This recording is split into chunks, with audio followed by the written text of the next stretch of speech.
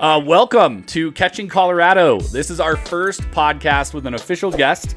We had one podcast with Michelle, but she doesn't count as a guest because she's part of the channel. So we have Nate Zelinsky here. Most of you guys know Nate. Nate, welcome.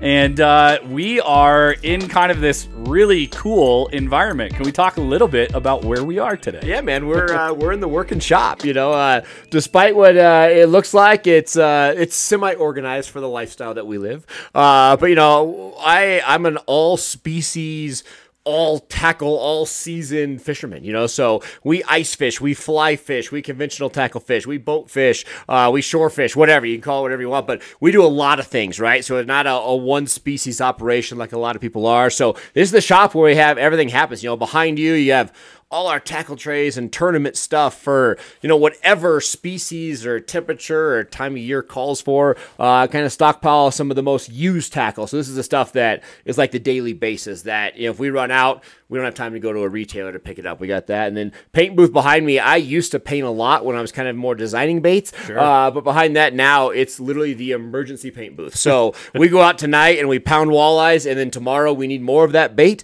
If you don't have time to go to the store, we just make it here. So yeah, we got a little bit of everything going on. But this is the shop. That's awesome. Yeah, no. So we're sitting in Nate's shop. I'm staring straight past him.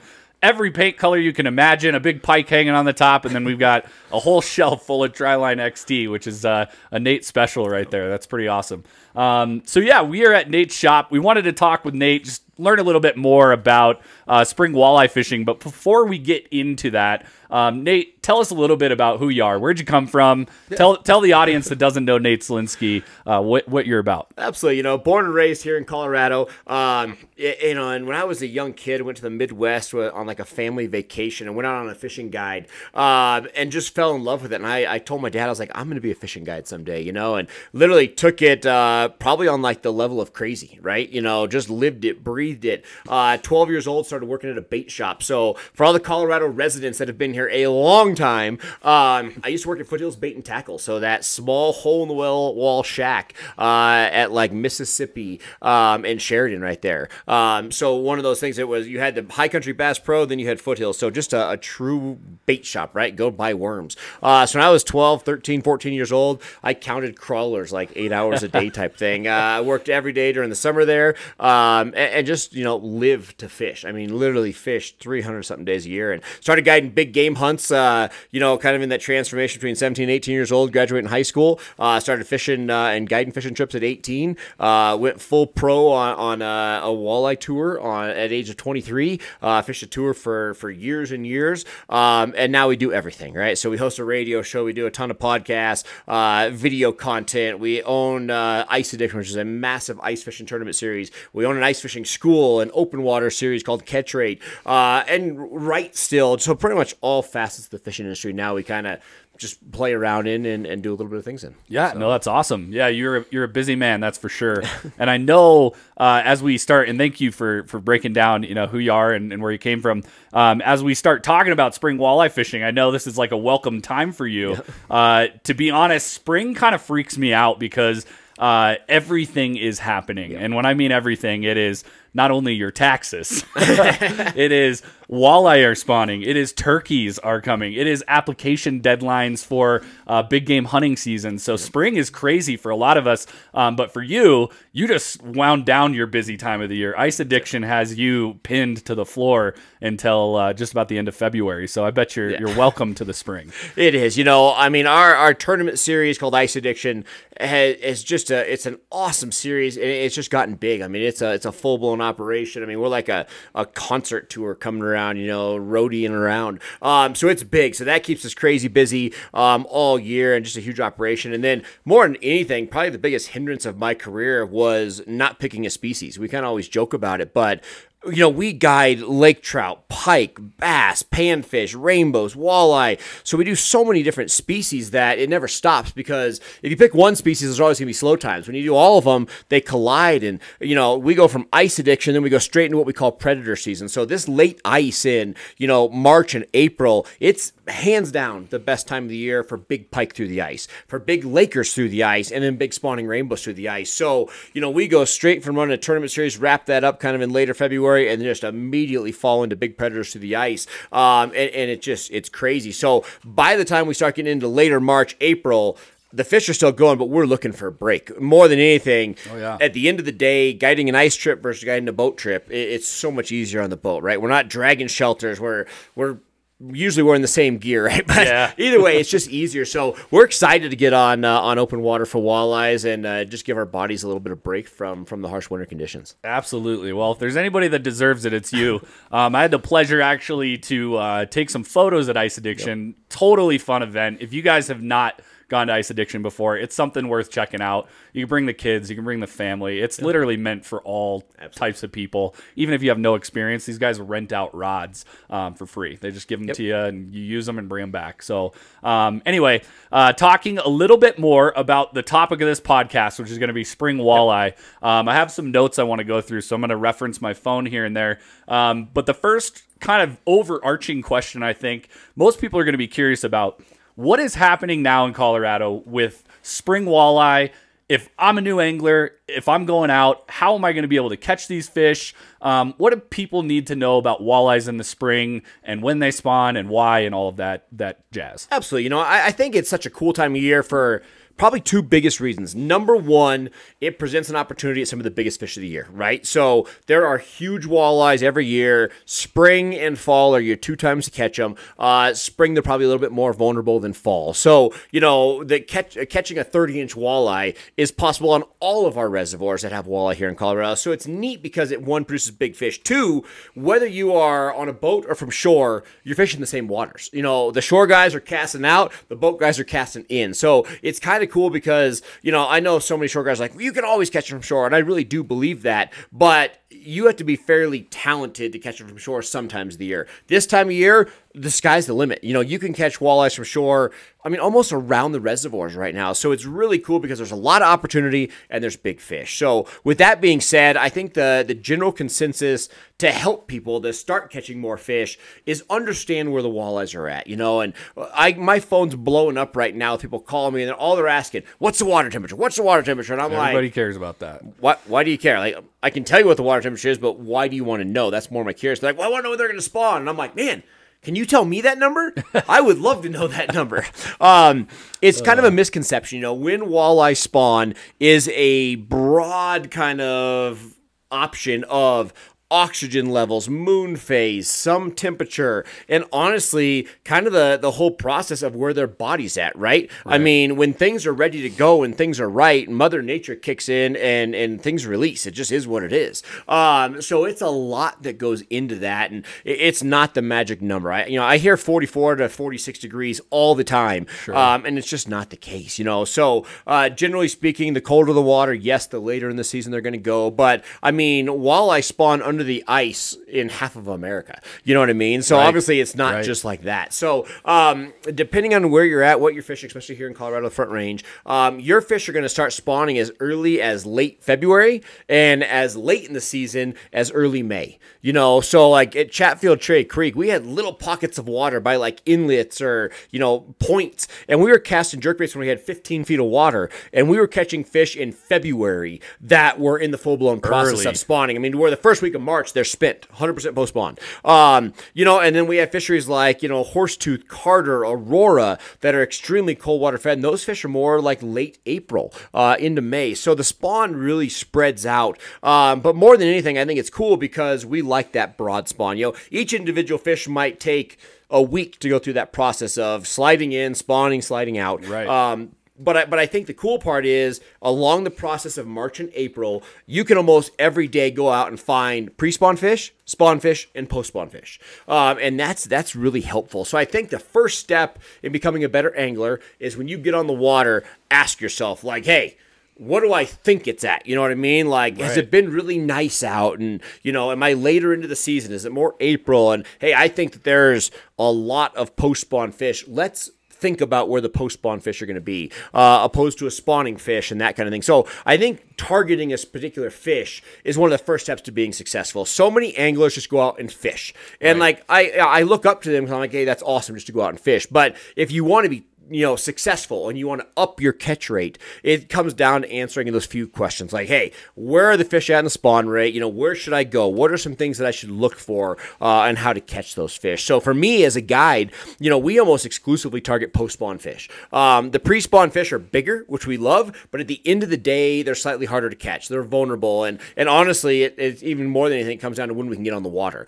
Our pre-spawn bite is like late February, early March. By the time we usually start getting the boat docks open, I mean, this year it's, later March, but some years it might be earlier in March. But generally speaking, by the time we really kind of get up and going, we're just on the tail end of that pre-spawn bite to where you're going to be grinding for those fish and grinding for the spawning fish, opposed to the post-spawn fish that want to eat, right? They're hungry. They want your presentation. So learning to target post-spawn fish is probably one of the biggest things that I've done as a guide to really up my success rate of catching more fish, catching bigger fish, because they're just easier to catch. Absolutely. So we do that. So when I'm looking for post-spawn fish, you basically have two concepts, and that is it. Very, very simple. Food and warmer water. That's all they care about. They want to be in somewhat warmer water to get their metabolism boost. And honestly, those two go hand in hand. The warmer water is going to have more food in it. Whether they're going to be on an easy route as a smaller fish feeding on like bug life, like bloodworms and midges, or they're going to be on a bigger food source like shad or perch or panfish fry.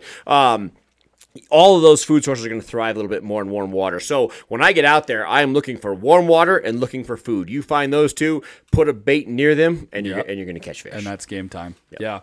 No, that's great. That's super helpful. And, something that I learned from you really early on is how you talk about spawning walleyes in percentages. So you catch a fish and you're literally taking a mental note, like, is this milting? Does it have eggs? You're really trying to understand how many of those fish do we think that we've caught are post-spawn and how many are pre-spawn. And we know it's going to be more difficult to catch a pre-spawn fish. So there's maybe a little bit of a tolerance there where the pre-spawn fish aren't being hooked. But in general, I think you do a great job of telling individuals through fishing reports, where are we at in the spawn on percentages? And that makes a lot more sense than like all of the fish are spawned out right now.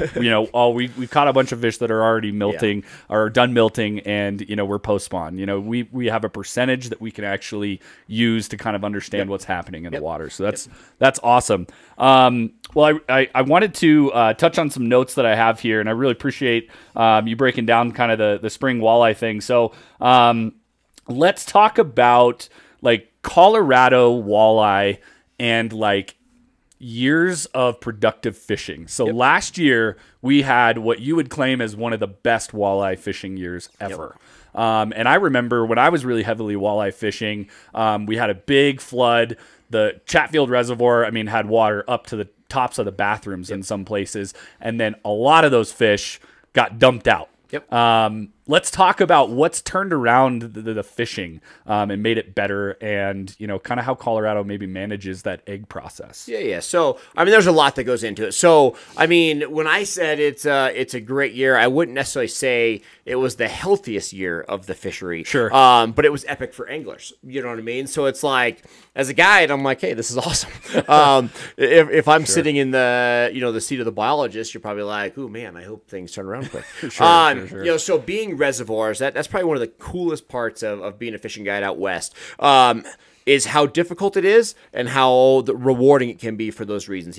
I talked to buddies in Minnesota and Wisconsin, and they'll have a low water year or a high water year. They had a high water year a couple years ago, and they were like, man, our lake went up 6 inches. They're like, how are we going to deal with this? And I'm like, I've had 6, 7, 8 inches of water change while I've been sitting there. Yes. You know what I mean? Like, I've parked my boat and went and ate lunch and came back, and I have a hard time pushing off a shore because they dumped the water on me. So our bodies of water change a lot. So last year, when you start looking at that May time period, our shad slid into shallow water, basically when that water starts flirting to that 68, 70 degrees. And our shad spawned, and then like early June, basically when the fry of the shad were just about to to hatch, or the eggs are just about to hatch, the Corps of Engineers had a call for water. You know, all of our reservoirs are managed for water. You know, I mean, they're not built for fisheries. Right. We make them into fisheries, but they're not designed as fisheries. They are water storage. So I know everybody gets like huffy and they blame CPW and blame Corps, and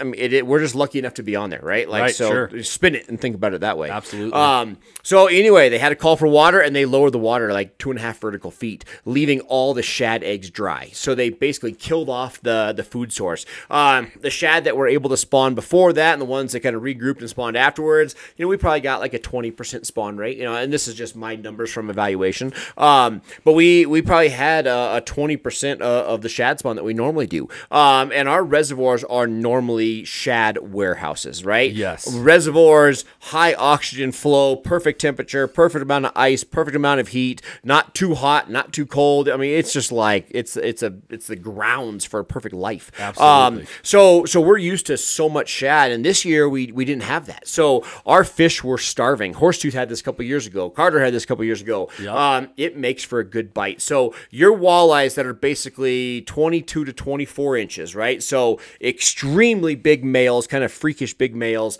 and kind of that nice, just solid, mature female. All those fish, so 22, 24 and higher, had food source. They could eat the shad from the previous year that are like 6 inches. Right. So they were eating last year's shad. They were eating rainbows. They were eating full-grown perch. They were eating sucker minnows. So the larger fish were thriving, right? But those littler fish, like our average 17-inch male and our very young female, those, let's call it 17, 19-inch fish, were as hungry as it gets, right? So they're looking for alternative food, crawdads, bugs, minnow fry, whatever. And it just made for an epic day. You know, a normal year, our peak fishing is 68 to 72 degrees. That's going to be like late May to early June. If I had to say the 1 week of the year that's best, it's always going to be the second week of June. Yep. That's usually where all of our guide boats are doing 100 fish a boat, and that's when we say it's good. Yep. We started our 100 fish days this year in May, and we carried them till almost August. All summer long. Most of our boats did 8,000 to 10,000 fish in a month.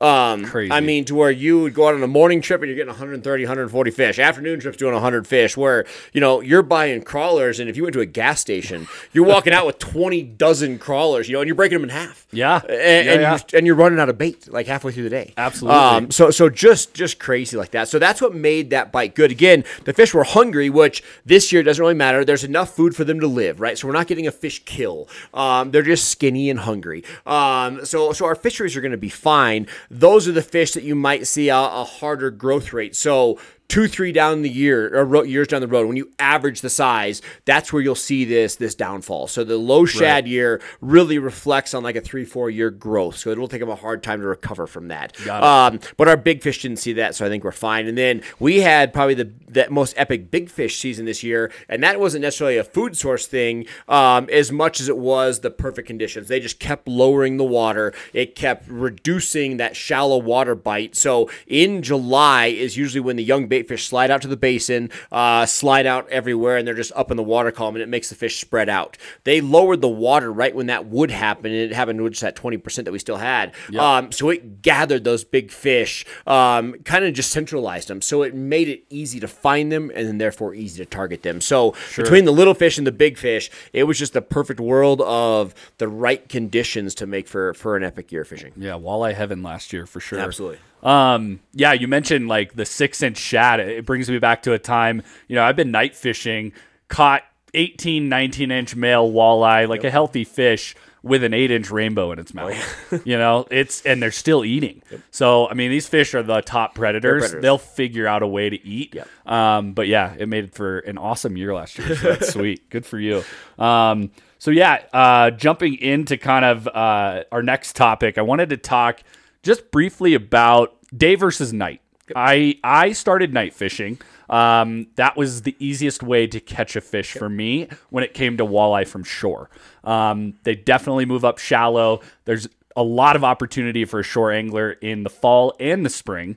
But during the day can be a little bit tougher to catch them from shore, and that's where maybe the boat is more practical, or a kayak or something. Can we talk just briefly about, what the walleye are doing day versus night? Yeah. So what makes that bite is all about the food source. We talk about this all the time, but all a walleye cares about is water temperature and food, and that's what dictates 100% of it, right? So everybody focuses on the catching and finding the walleyes and what to use and all this. And, I talk to some of the best anglers in the world, and I'm buddies with them, and the anglers that understand the food source are the anglers that are top of the game. Right? So if the ideal angler would know 10 times more about the food than the fish, and you will catch the fish because you're lining everything up. If you're where they're at when they're feeding, when, what, all those things, they're easy to catch, right? So food dictates everything. So daytime walleyes right now, they have two food sources, right? So they have a minnow base, whether it is shad, whether it's sucker minnows or, panfish minnows,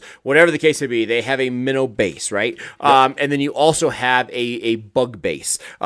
This is something that Cherry Creek Reservoir is known for, when in reality, it's across the board, right? They're doing it in Michigan. They're doing it everywhere in Colorado. They do it in Nebraska. But either way, your bug life typically stores itself or hibernates through the winter in deep water mud flats, right? So this is bloodworms. It's midge, larvae. And they're usually going to sit we call it 18 to 22 feet, but call it 15 foot to 25 feet of water, that 10-foot zone. That's where those bugs will survive the winter. Much shallower than that, they don't survive. Much deeper than that, your oxygen particles get too low, they don't survive. So 15 to 25 feet below the surface, if you find mud there, that's where that bug life lives. In spring, you start getting sun, everything starts happening, and those bugs start coming right to the soft. So they're sitting right on the silt, right on the surface of that mud. And your walleyes will activate on that. So they literally swim around using their lateral line, and they puff the bottom, and they're feeding on midges and bloodworms.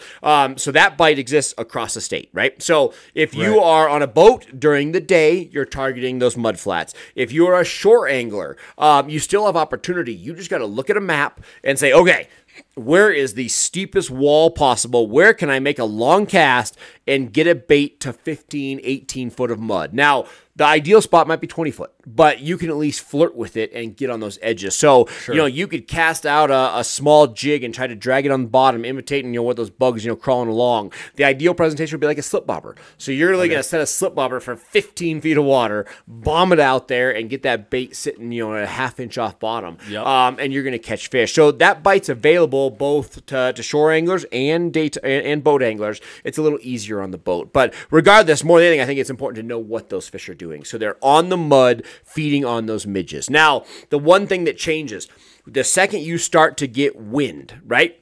Yep. You darken the surface, you gather warm water, and it'll a lot of times trigger the fish to leave the bug bait and go back to a minnow bite. So what happens at night and why the night bite is so special is almost all the food source in the fishery, but more than anything, the shad. Shad have poor vision, right? So the shad are living 15 to 25 feet below the surface, that same zone that's highly oxygenated, doesn't have a lot of, thermal different changes. Right. So that 15, 25 foot, those shad are swimming around all day there. That's hard for a walleye to target, right? They don't want to swim around chasing suspended bait fish because they burn up their energy that they don't have in the spring. Summer, they have it. Spring, they don't have it. So the walleyes focus on those bugs because it's easy. They can swim slow. There's no exertion of energy. But when you get a low light situation, so when the sun starts going down all night long, that first little bit in the morning till that sun's really bright, shad have poor vision, so they climb in the water column. So literally 365 days a year, every night of the year, your shad come up in the water column.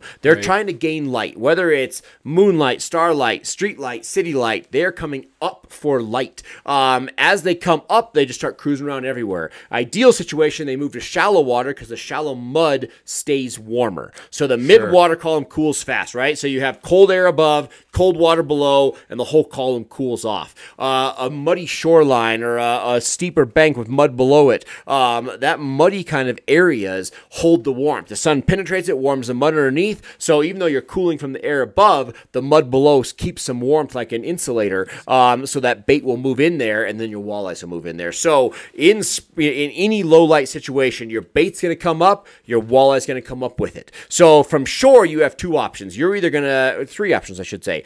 You are either going to, number one, find a muddy area that you can cast to, right? These are probably the most overlooked areas because they're bland, right? It's a shore with a slow taper, and everybody's like, Walleye, got to be on structure. Yeah. But they love those mud flats. So you stand on a muddy, slow tapered bank, make a long cast, you're going to catch walleyes, right? Because the mud warms, the food's there, the walleyes are there. Windy days, same type thing. Wind, you can actually chase that warmer weather. So the surface water warms, you get wind pushing it, chase that wind. Go to the windy side of that lake. You know you're going to have highly oxygenated water. You're going to have warm water. Both of those situations are going to gather bait, therefore gathering walleye. So from the shore angler, chasing wind is an awesome option. Absolutely. And then thirdly, a steeper bank. Every so often, more so at the end of April, when the water warms up, the bait fish will start hitting those walls and it will gather them. So the walleyes will associate to walls like a steep dam face or a steeper bank because it's a way to gather food. But again, I kind of break it down per year. So March, early April, I would chase mud and warm water far before I'd chase a steeper bank. When you get towards later April, that's when the steeper banks can kind of start coming into play. But regardless, darker surface, fish come up, I am trolling crankbaits in shallow water. Dead flat, I am moving to the deeper sections of the lake and fishing that bug bite. So two options for me with springtime fishing. Awesome. No, that's super helpful. That's a great breakdown. And I think, you definitely debunked a little bit of the shore fisherman's kind of thought process, because for me, I don't know if I would try to fish from shore without that sort of information in the springtime, because, at nighttime it can be really productive, and it has been for me in the past, but I've struggled during the day. So yeah, that's super helpful. All right, we had to take just a quick break there. Apologize for the cut. One of our cameras died. We got it back online. We have these nice little battery packs. You should see our setup. It's pretty wild right now. But on the fly, we make it work.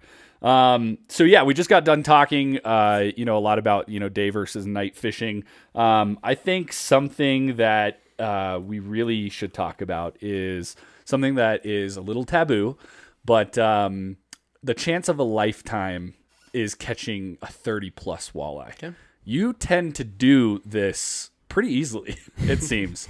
I mean, I've had plenty of messages from you where like, yeah, we got a couple 30s, or, you're talking about, going out there and catching some big fish. What does somebody need to know about catching a big walleye? There's a lot to it. Number one, I mean, our fisheries produce some giant fish, right? Our state record is 18 pounds, 13 ounces out of Stanley Lake, which is bigger than almost every fishery in the country, honestly. I mean, if you're looking for giant walleyes, like worldwide walleyes, I mean, you have a couple of options in Canada, like Tobin Lake, and you have the Columbia, which produces some big fish, but I would say Colorado is there. If not, we're third in line in the world for big walleyes, right? Not talking Xanders, just talking big walleyes. So super crazy to think about. We have some giant fish.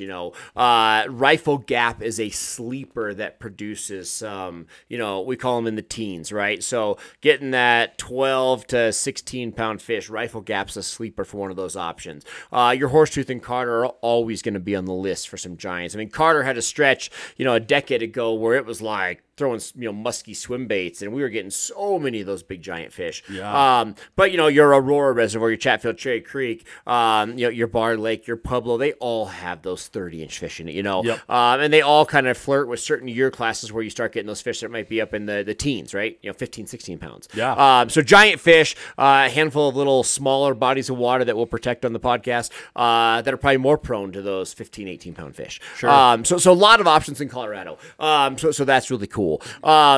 With that being said, I can honestly say that a lot of people who are watching this probably haven't heard or got the intel that you get from me.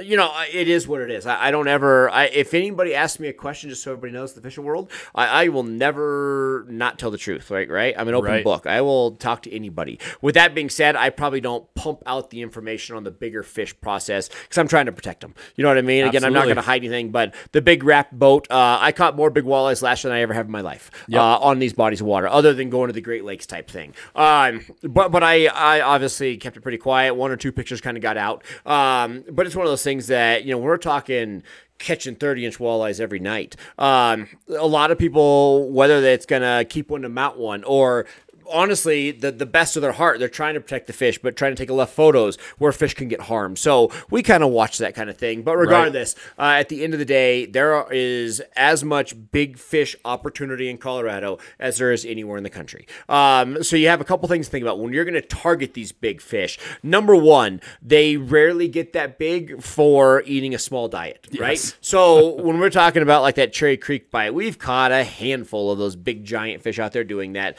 But I would say, honestly, it's a fluke. They're not out there in the mud feeding on midges and bloodworms. They're in the area, and if your bait goes in front of them, awesome, you catch them. But we catch them more from time to time than the targeted process. It's not that they're like not taking the bait. It's that they're on a different food source. So, you know, a big 30-inch walleye, 32-inch walleye, 33-inch walleye, you know, that's eating a bigger food source. Adult shad or bigger shad or mass quantity of those bigger shad. It's eating rainbows. It's eating suckers, perch. It's just on a bigger food source. So, number one, it's on a bigger food source. Two, it's very smart. And three, I would say that those bigger fish are rarely on structure. And that's probably the biggest thing that protects those fish in Colorado. So, you know, a big giant female will touch on structure during a pre-spawn bite. Fortunate for the walleye, unfortunate for us, it's almost always when our ice is coming off. So we rarely get to target those fish, right? It's like, it's when that eye is like, or the ice is gray and nasty and you need a 20-foot ladder to get on the ice. That's when those fish bump structure for like 4 or 5 days, right? And they bulk up on some food, easy food. Then they touch structure, obviously, during the spawn. They're in inlets. They're on dam faces. So they're on structure in the spawn. Then they slide out, and literally from the day they spawn, I would say they're rarely on structure again until maybe a short period of time in the fall. So sometime between October and December, we see these big walleyes go through a short little window of what we call the bulking process, and they'll sit and feed on younger shad that are easier to digest. And this helps them build up a lot of body fat, getting ready for the winter for another section of building eggs.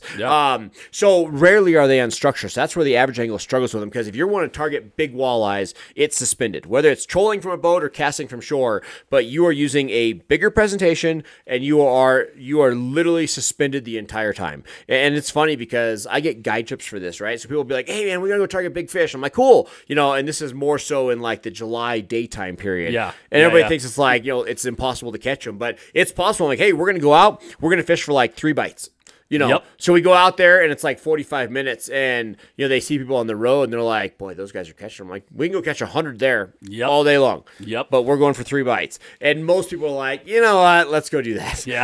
Just because it's hard. But, you know, those big fish are spread out. They're not in a certain zone. You got to find the bait fish, find the big fish, build a pattern, and then execute, you know, and get those couple bites. But again, we have huge fish. For everybody out there that's doing that, I think the biggest thing is big bait, suspended, cater to the fish. I put, you know, when I'm on a big fish bait or big fish bite, I'm going to be putting my bait 4 to 6 inches above that big fish. So enough to cater to the fish immensely, just high enough to make them activate on it, but they're not going to work for a bait. So, you know, little fish you can get or to react on a bait, work for a bait. Those big fish are not going to do it. So, you know, you really have to put a lot of emphasis on those big fish, make sure everything's right, and then hope. And then when you get one, again, just, you know, my bleeding heart type thing, just take care of them. You know what I mean? Absolutely. They're huge fish. Watch the gills, watch the tail grabs. Don't drop them. Minimal time out of the water. Get them back in. You know, they're a limited source for us. For sure. Absolutely. No, we've preached conservation as well. And, you know, I think when it comes to big walleyes, I have been fishing, I think I started night fishing in 2008, maybe. I've caught 3 or 4 fish that are in that 29.5. Now, granted, you know, I haven't gone as diehard as a Nate Zelinsky, but they are pretty rare to come across, and I'm still waiting to cross that 30 mark. So, yeah, I preach the same things you do, right? Like, let's put these fish back. Let's get a replica. You know, they last longer and they're cheaper anyway. Right? So, no, that's great. Really, really helpful stuff. A couple more topics here I wanted to quickly touch on. One thing would be, you know, outside of Chatfield and Cherry Creek, and we touched on this a little bit, what is kind of your favorite other lakes to target walleyes? Because I know, you know, we've got guys in the summer, they're driving out to Sterling. Yep. We've got guys at Jackson. They're kind of going for that wiper bite. Not a ton of Metro people are going down to Pueblo, but Pueblo's a great place too. What is kind of one of your favorites just for fun fishing, just going out and catching fish and having a blast? There's so many different things to look at it. I mean, if we're talking big picture, the best walleye bite, in my opinion, in the entire world is Lake Erie in the spring, right? So obviously we're not talking about that, but that's where it's, world class. Tournament fishing on a pre-fish day. My best day fishing ever. I had a day fishing Breast Bay where we had big females coming out of the Detroit River, which is the biggest spawn site in the world for walleyes. Like 70 million. I don't even know. It's insane how many fish go up there. I had a day on Breast Bay where I think we did like 30 or 34 fish over 30 in a day, to where you would hit a school, right? And we're trolling 4 to 6 planer boards, depending on how many people are on your boat. And you would dump like 6 boards. So 6 planer boards together would fall back and sink. And you would pull it up and you would literally like scoop, and you would have 6 30-inch walleye like in your boat. And you're just like, holy cow. I fished an MWC event back then. And it was early on in my career. I think it was maybe like 2007, 2008. A bunch of my buddies like Bobby Blosser and these guys just started to fish different events. So it was kind of like the first time I was alone. And either way, it was my first day having a big weigh-in, right? So it's a Lake Erie tournament. And I had 50 pounds of fish in my box. So I had 5 fish for 50 pounds. It was like 50.02, right? So no cell phones, no this, but I'm looking at my live well and I'm like, I have 5 30s in the box, So tournament's over. I'm running. I'm sitting in line to weigh in. So I get on my phone and I'm texting my family and I'm like, watch TV. Like, I got it. Like, I'm winning. It's just day 1, but I'm like, I got it. And, it was the biggest weigh-in of all-time history of any tournaments, right? So I had 50 pounds and like, so did everybody else. I think it took 57 pounds, but there was a gap between 50 and 57 of like 30 boats. So I think I was in 32nd place with 50 pounds. Oh, my goodness. So I ended up having like a 30-something pound day the next day, crazy windy. But I think the winner had over 100 pounds for a 2-day event. That is crazy. 104 pounds or something. That is what dreams So either way, made of. that pipe dream, you ever want to fish big walleyes, Lake Erie is the place to go. That's the place that's my fun place to fish. Other than that, I have a hard time driving past great fisheries, right? So I do not fish jumbo. It's epic. Even through the kill-offs and the drain downs, jumbo is an amazing fishery. Jackson is amazing fishery. Sterling's awesome. The furthest I drive is like Pueblo or Bar. Those are my 2 options. Bar Lake's an hour from me. Pueblo's 2 hours from me. I love Pueblo just because it's a fun jig bite. I love jig fishing. I love slip bobber fishing. Me too. So I love going down to Pueblo for fun fishing. That's a great bite. I love going to Bar Lake. I love going to Bar Lake because Bar Lake is the king of like little nuances. I mean, like, you go there, you find them on the graph. There's only, 5, 6 pieces of structure. The fish are stacked, and every time it takes something different. And I love that. It's that fishery where it's like, you go through the fish, you don't catch them, and you change your bead color on like a slow death hook, and you catch 20. And that frustration I love. I love that those fish get that picky. So it's neat to go out there, know you're going to find fish, and you're going to have to build a pattern. So I love fishing Bar Lake for that reason. Other than that, Chatfield's my home body of water. I mean, I've been fishing since I was a little kid. I don't think it gets near the credit that it should for what a fishery it is. So that's my fun place. That's my guide place. That's my home. That kind of thing. So you have lots of options for it. But yeah, like I said, I mean, Rifle's a sleeper for some giant fish. The whole Front Range has a big fish. But yeah, Bar Lake's that. I can't go to Sterling, Jackson, or Jumbo because I'm like, I have to pass Bar. I have to pass Chatfield. Like, why would I pass these fisheries to go anywhere else? One of the better anglers I know in the Front Range here, probably the best angler I know in the Front Range. They all went to McConaughey last year. We were joking about the other day because he's like, we went to McConaughey for big fish, and we're catching 100 fish a day at Chatfield, and big fish. This was in a window where those big fish were biting. He came back the next night and he got like a 28, a 30, and 100 little ones. And he's like, I don't know why I spent money and gas to leave here. To drive 3 hours away. Yeah, absolutely. Hard question to answer. No, definitely. And that nuance thing, I can see how that drives you, because you are the king of knowing those tiny little details that matter. And, you know, you said it earlier in the podcast, but a lot of people are going out to fish, right? I'm guilty of it. We want to have a break. We want to get away from work. We don't want to think too hard, right? Yep. Like, as your job, you've literally turned this into, you know, you're doing what we're doing, right? When we're behind a computer and we're dialing in how we can optimize our spreadsheets, you're optimizing the walleyes, and it's pretty cool to see. So, and I love it more just because it's that time where you think you got them dialed, and then you figure out you don't. And I love that drive, you know? Yeah, no, absolutely. No, that's great. So the other question I wanted to ask you, and then I'll get into kind of a fun little piece that I wanted to add to the end here. The other question is just more, I know we talk a lot about spring walleyes, but there's not a lot of talk about like crappie. There's not a lot of talk about perch. There's not all these fish, you know, they all spawn in the spring too.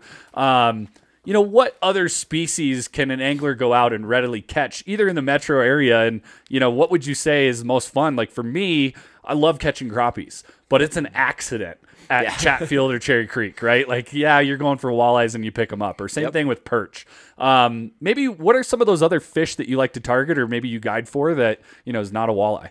Yeah, I mean, you know, obviously in spring we're doing a lot of the big predator stuff, you know, as we, you know, late ice for pike and lakers, you know, early ice for pike and lakers. But front range, like Denver Metro type stuff, I think the panfish is awesome. It's probably one of the harder things here just because our population is not great. When you get into them, you whack them. But our population's a little weaker. So, you know, when I'm going out for crappie in the spring, you know, we find them in big schools. And I think depending on the water temperature, you know, you can find them sometimes when they're around structure, right? So Cherry Creek has a ton of trees in it. So you can go break down those trees and you can get a lot of panfish, bluegills, crappie, you know, some perch. But for the most part, perch are going to be on mud. So we're looking for the perch on the same mud type areas, feeding on midges, feeding on bloodworms, before they slide up shallow and start dropping their rings for spawn rate. So perch are very findable. You just really have to graph for them hard. Sure.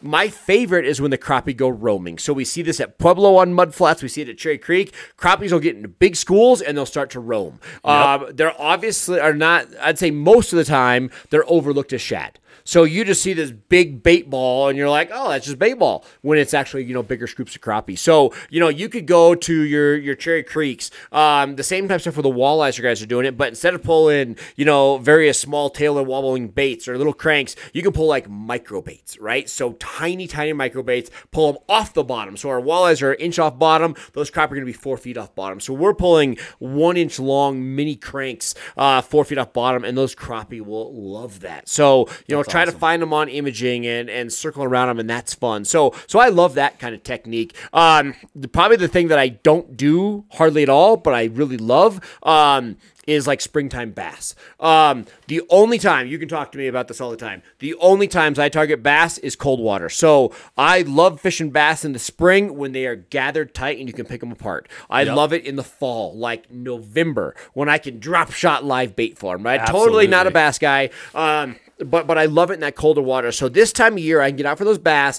The second they slide shallow, I don't want anything to do with them. Right. But when they're out in that deeper water, 20, 30 feet, I can find the little fish, and I can avoid them. I can just find those bigger fish, you know, and you're drop shotting for them or spooning them, you know, as they start to come shallow, deep cranking them. But either way, when the bass are gathered tight, they're fun to me. So, and I probably think they're fun because they act like a walleye. Yeah. You know, yeah, so, totally. Either way, so I think that's the fish that's a lot of fun, you know, and overlooked. And then I think, I don't do this, but I catch some giant trout in the spring while walleye fishing, right? Yeah. I'm trolling my planer boards. The board goes back too much, and I'm mad, right? Because I'm like, freaking trout, you know. Right. But I mean, we've got 30-inch browns and 27-inch rainbows here. So I think for the guys that are out in the spring that know what they're doing, there's some opportunities for some really big trout on the front range. Absolutely. And I'd say the last thing that I do, I love catching spawning suckers. So if you go to any of our inlets or creeks, you can use a fly rod, you can use conventional tackle, it doesn't matter. I think spawning suckers is an absolute ball in springtime. Yeah, no, absolutely. A lot of options. And there's some purpose for those suckers too. Right on. Well, yeah, I really appreciate you giving us all the insight. It's been really helpful. I wanted to just kind of close with one last topic that to me is really fascinating. Okay. Maybe to the audience, they may or may not be aware. When I got started walleye fishing, this was a thing, and it's something that I've had a lot of fun with at Pueblo, but we don't really see much around here. So Charlie Myers posted an article in 2008 on the Denver Post, and he posted this article about you. And he said there's a few things to know about Cherry Creek. Basically, surmise it to say his first 2 points were that Cherry Creek is not the most beautiful fishery in Colorado, right? So there's not much that you're going there to see, right? But it is a great and excellent fishery. Yep. And he concludes by saying, no location in the state delivers larger wiper on average than Cherry Creek, not even close. Which means you can toss the number 1 and number 2 things he had mentioned in his article in the trash, grab a stout rod, head straight to Southeast Metro Lake, where ugly changes faces in a hurry with a 13-pound tugger on the line. So my question is, Nate, what happened to the wiper? So there's still wiper in there. So, oh man, I miss Charlie Myers. So yeah, Charlie Myers passed away several years ago. For everybody who didn't know it, he was a writer for 30 years, in the Denver Post. Such a great guy. And I had kind of a different relationship with Charlie, right? So forever he didn't have a cell phone. So he would call you from random payphones he's like, where are we meeting? And I'm like, dude, I need to call you back. He's like, nope. So he had a house number. Then probably the last 5 years that he was writing, he got a cell phone, but he wouldn't give the number out because he wanted articles to be genuine. Right? Sure. So he never wanted you to call him and say, hey, I have a hot bite. He wanted to hear about a bite, figure out who the person wants to go with, and do the bite. So number 1, got it. Just hands off to Charlie for that kind of stuff. And I will say that some of the other local people, our friend up north and everybody, some of them got fun articles. Like they were known to be a bass guy, so Charlie went and did bass. I swear Charlie had it out for me. He was like, Nate, I want something different. I want to catch this. So Charlie was probably the biggest influence that started my bass fishing through the ice, right? Really? So everybody was catching some bass, but it was not a thing. I hate to say it, I'm not trying to claim credit for it, but it wasn't a big thing. So Charlie came to me and he goes, Nate, I want to do an epic story on smallmouth through the ice. And he goes, not like a fluke. I don't want to go catch one. He goes, right. I want you to build a pattern and want to whack them. So I went on a mission to really dial in and figure out, bass through the ice. And we wrote that story, and I mean, it was probably 2007 or 8, and we started, pushing the bass through the ice thing. We did catfish through the ice. He challenged me with carp through the ice, and I failed him. I could catch them randomly. I never built a pattern, and it's funny because that's probably the number 1 thing on my bucket list that I still feel like I have a gap in my soul from. Sure. I've caught a million carp through the ice, but he was like, I want me to be able to call you on a random Wednesday, and I want me to go. We're gonna go catch carp, and I've never been able to stay with him all winter. Wow. So anyway, but wipers at Cherry Creek. So he, Charlie came to me and he goes, hey man, there are giant walleyes in Cherry Creek. Let's go catch them, and we did. We went out and whacked them, and that was at the time where getting a 16, 17 pound fish wasn't uncommon. I mean, I wouldn't say it was like every day, but we had giant fish there, and it was going.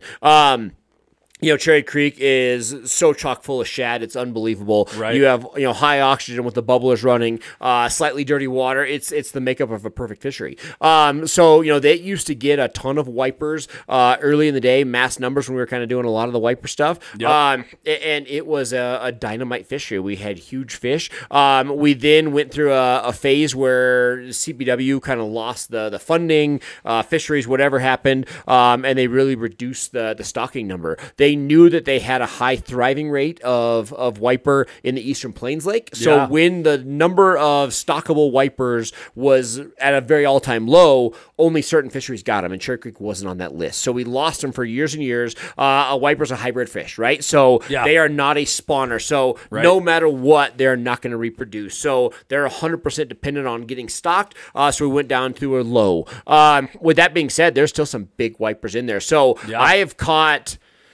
My biggest recently was probably like a 21-inch fish. I don't know what it was, maybe 5 pounds, something. Sure. But I'd say every year I am catching 13 to 16-inch fish. Yeah. Now, I've been catching 13 to 15s, 13 to 16s for 4 or 5 years. So there are obviously 30-inch fish in there. I will say that I rarely go target them. Every wiper that I catch now is springtime trolling for walleye, and it's a total random thing. You know, Charlie and I used to go out there with lipless cranks and spinner baits and top water, and we would work the dam face at first light, and then we would go from bubbler to bubbler to bubbler, and we would fish the bubblers, and we caught giant wipers on every single one of them. You know, so it used to be just epic the way we used to kind of have a pattern and would run top water through it. Then one guy would, you know, switch to a high water, you know, spinner bait, and I'd work low with a rattle bait, and we had a great sequence fishing together. But either way, there are some big wipers in there.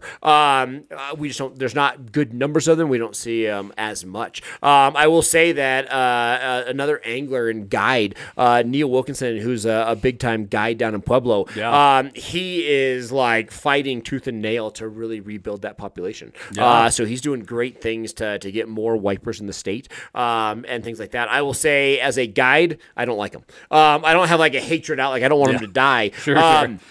Through the course of my career as a fishing guide, they're a hard fish to guide for, simply for the fact that you could build a pattern and catch wipers every day for a week straight. The next day you show up and they're like, poof, gone. So it's more of a frustrating fish as a guide. Now, fun fishing for them, I love them. But as a guide, they move around a lot. They're suspended. They're just mobile enough to where it's a harder species. I can catch them every day, you know, or you know, most guide trips when you're looking for them. Right. But at the end of the day, it's just not as patterned of a fish as some of the other things out there. So I quit guiding for them back in the day just because I didn't want to deal with the frustrations of them. Yeah, fair enough. So, but a hard fighting, wicked fish. Oh, they're so fun. So. We have a video of Michelle catching one down at Pueblo, and I just love seeing the board racing to the left and the right. Like, when you're reeling in a walleye on a board, I mean, the board tracks pretty straight, but you know, like, it's a little challenging to get the boards in. Those planer boards are trying to draw out while you're pulling it in. I mean, that wiper just told the planer board what it was going to do. I mean, just phenomenal. Your planer board turned into bobbers. Exactly. I fished an MWC at Pueblo years ago with David Harrison, who's a professional writer, right? So he writes for In Fisherman and writes for The Next Bite, and well-known writer. And we fished an MWC down there, and he's like, all right, I want to like write about you as you prep for a tournament and this and that. And he fished with somebody else, but we did like a story leading up to it. And, you know, we're trolling, like speed trolling cranks for walleyes, and it was producing bigger fish. So you just had to cover a lot of water, and we absolutely pounded the wiper. And it was so funny because after like the third fish, he was like, Nate, I'm concerned why you don't like these. And I'm like, David, we are walleye fishing. And I'm like, every one of these we hooked takes 15 minutes to deal with. Yes. You know, and you were getting doubles and triples of these 10-pound wipers. And he's like, this is epic. And I'm like, this is awful. Yeah. I am looking for walleyes. This is slowing down our pre-fish, you know, to the Midwest anglers like hooking catfish and drum on the Great Lakes. You're like, we don't have time for this. Yes. No, we do not. But no, they're a cool fish. Yeah, McConaughey, we've caught plenty of drum. It's like, it's frustrating. It is. They fight great, but you're like, I am focused right now. I'm done with this. Yeah. No. So if you're going fishing, as we talked earlier, you may love running into those wipers, but when you're targeting walleye and you're trying to get the specifics down for a guide bite especially, it's a little troublesome. Well, we really appreciate your time on the podcast. I want to give you a couple minutes here. Tell us, is there anything you want people to know about, Nate Zelinsky, where they can find you, what's coming up, what you're excited about, just in your world, just a chance to kind of promo yourself. Yeah, man. No, we're excited. I think we have a lot of cool stuff coming up. We're excited. We're making a lot of big changes with ice addiction. I would say that everything we do, I mean, the guide service, we provide, for the most part, like 6-hour guided trips on 15, 16, 17 bodies of water. We make it about you. It's an educational experience. I mean, you're going to have fun. You're going to catch fish. But more than anything, it's about the education. We want to teach people how to fish, how to be more successful, how to do it themselves. So we're excited about that. But a lot of changes. Catch rate this year coming up. It launches April 22nd. There's something fun at every event. So the very first one, I'm challenging anglers to fish against me. So I'm going to fish it. You beat me. If the first place winner beats me, I should say, there's a $250 bonus. And there's something cool every week. So the carp event, we have bonuses. We have bonuses for like the first and forever going to be JJ Branson, an amazing angler front range, who unfortunately is not with us anymore. So we have a kind of a celebratory night for him. So catch rate has a lot of cool stuff. So catch rate's going to be awesome this year. Huge changes with ice addiction. We listen to the anglers. So all we do is at the end of the season, we let people, give us, hey, what do you like? What do you don't like? What do you want change? And the people that complain and jump on social and that, we don't listen to. But if you come to me and say, hey, Nate, here's what I think would make the series better. Yeah. We absolutely listen. So a lot of big changes for ice addiction. I have a clothing line coming up, so we're really excited to launch a store. We're going to have a podcast coming soon, content, just a little bit of everything. So, I go to our Facebook page, my Facebook page, our website, anything like that. But yeah, I'd say a lot of changes coming in the future and a lot of excitement. Awesome. Yeah, lots going on for sure. So, give Nate a follow. You've got him on Facebook, and he's going to start a YouTube. He's going to have a website built here soon. So lots of good things coming for him. But just one of the best guys I know. Not only great fisherman, but just overall great dude. So don't be intimidated by Nate. He will talk to you and everyone else if you have questions. Absolutely. He's happy to chat. But, always happy. Thanks again for joining the podcast. Thanks, man. It's an honor. We'll see you in another episode. Appreciate it. All right. Thanks for watching the video. I really hope you enjoyed it. If you're interested in more relatable content, you can check out these videos right here. Oh, and don't forget to like and subscribe down below so you can stay updated on our next adventures.